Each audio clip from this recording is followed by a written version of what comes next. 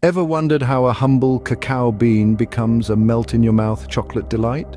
The journey from bean to bar is a fascinating one, steeped in tradition and innovation. It all begins in the tropical climates where cacao trees thrive.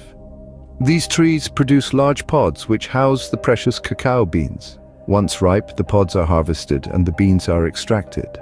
Following the harvest, the beans undergo fermentation, a crucial step that develops the chocolate's complex flavor. The beans are placed in shallow containers and left to ferment naturally for several days.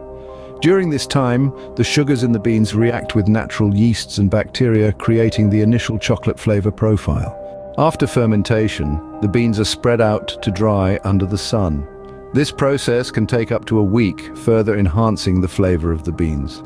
Once adequately dried, they are sorted and bagged, ready for their journey to the chocolate factory. At the factory, the beans are first roasted at high temperatures. This step transforms the beans, unlocking the rich, irresistible aroma we all associate with chocolate. After roasting, the shells are removed, leaving behind the cacao nibs. These nibs are then ground into a paste known as chocolate liquor. Despite its name, this paste contains no alcohol.